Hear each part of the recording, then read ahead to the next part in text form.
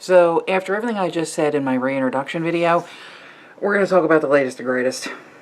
I'm a simple man, don't wanna complicate ya, complicate ya. I'm a simple man, don't wanna complicate ya. Okay, so just so you guys know, this is actually a road test video. So if you are noticing any kind of problems with my makeup, just bear with me. We will get there. I am at the end of the road test. Okay, so I actually went out and I got this Anastasia Beverly Hills Norvina palette, which I have seen a lot of videos on. And before I started watching videos on them, to be completely honest with you, I had no idea who this Norvina person was. I'm still not 100% sure who she is. She's somebody's daughter. And I'll be completely honest with you, I don't care who she is.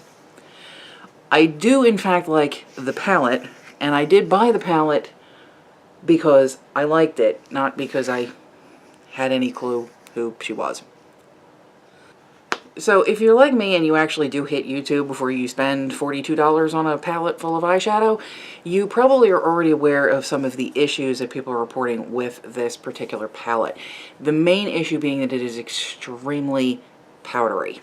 So what I decided to do was, rather than doing a whole swatching video and all that crap, because let's face it, there are 8,000 videos on YouTube right now with everybody swatching it. So what I did was, instead of swatching it, I decided to just take it on a road test.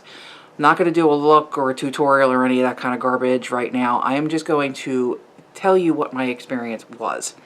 So pretty much what I did was I did a look, and also, like I said, I wasn't going to do in my reintroduction video, I have about 17 shades of eyeshadow on my face right now, which is perfectly okay because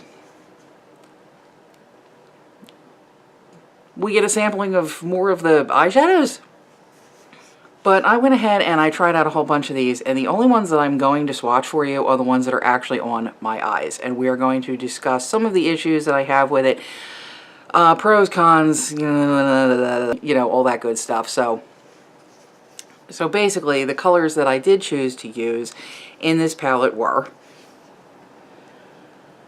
Base, Love,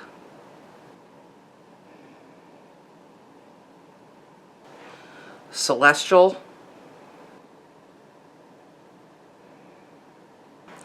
Drama, and Dreamer. Now, before we start talking about it, I do want to show you guys what the palette looks like. I want to show you the ones that I actually used so that you can see how they look. And this is just after one use. Let's see if that will actually... Okay, there's Dreamer up there in the corner. Okay, right here. And then Base is right below it. You can see there is a lot of powder going on there. And there's Love. And then Celestial, I think is the name of that one. And then Drama. Okay, so first and foremost, I will say that the colors that I chose, I have heard that Soul, which is this one here, is a little bit hard to blend. The ones that I chose to use actually blended really well and really easily. Okay, and I'll go ahead and show you that right now, even though it's not 100%. I'll include some photographs of what it actually looked like right after I did the makeup. Now, the only real issue that I had with the palette as far as applying the makeup was with Drama, which is the darkest color.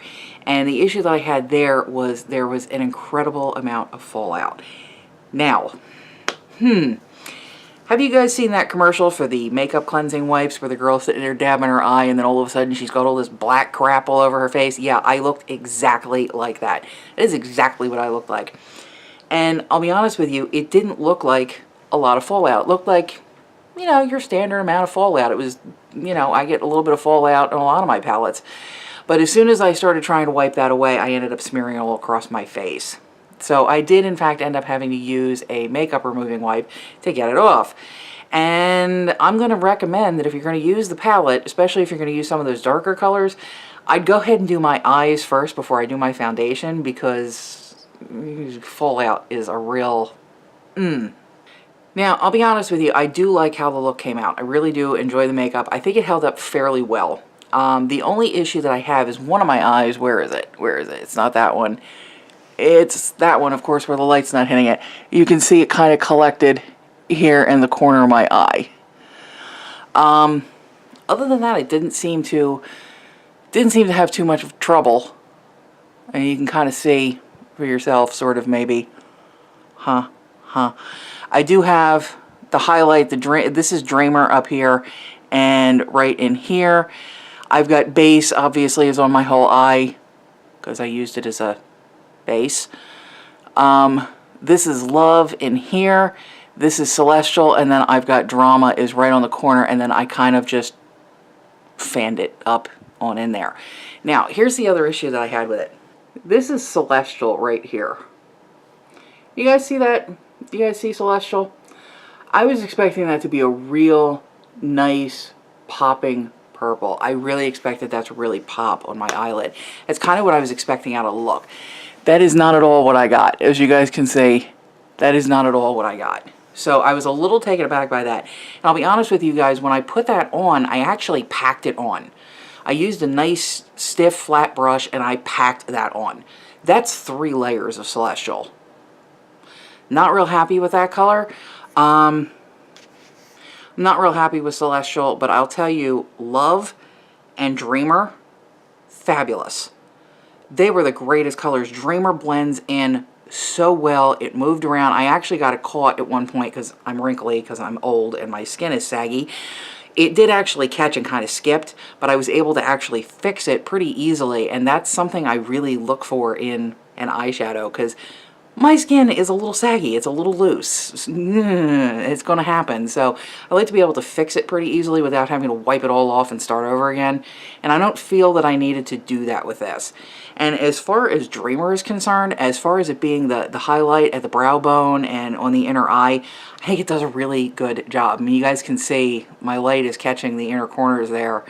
And I think it did a really, really good job. Base is also obviously a really good color, but the only issue, as far as swatching it and showing it off to you guys, I'm not going to wear it as a regular, just a color, because it's the same color as my skin. So even Drama, for being a darker color and one that has some sparkle in it, I thought it really blended very, very well. But just so you know, with that color, a little bit goes a long way.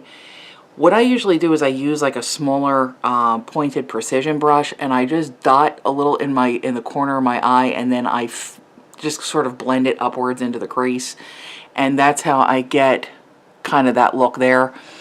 And I thought it handled it really, really well. Again, you have the fallout problem, but aside from the fallout, I thought it blended out really, really nicely.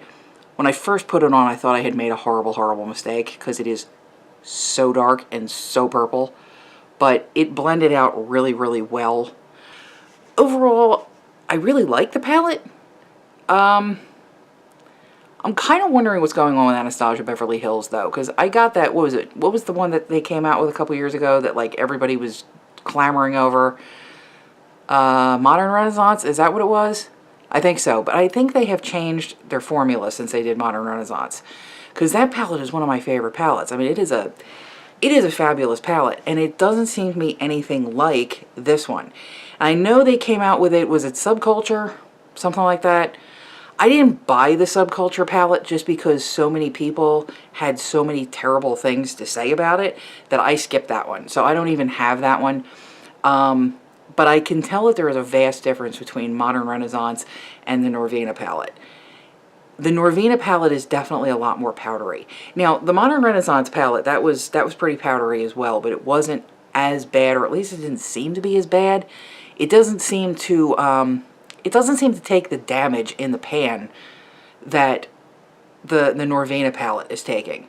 So I don't know what it is that they did with their formula, but I kind of wish they would go back to whatever it was that they were doing with the Modern Renaissance palette, because I don't know, that one just seemed to be a little bit better, although I will say the Norvina palette blends better. So overall, I am going to say that I think it's money well spent. I do recommend going out and getting it if you like the colors in it. It is very purpley. Very purpley, goldy, sparkly kind of thing. I kind of like it. It's just the way I am. But I would go ahead and recommend it. I think it held up well. I think it handled what I was doing today pretty well. I mean, it was a hot day. It was hot. It was humid. And I went to a Japanese restaurant for dinner tonight. You know, one of the ones where they set everything on fire. Yeah, one of those. I think it handled it pretty well, so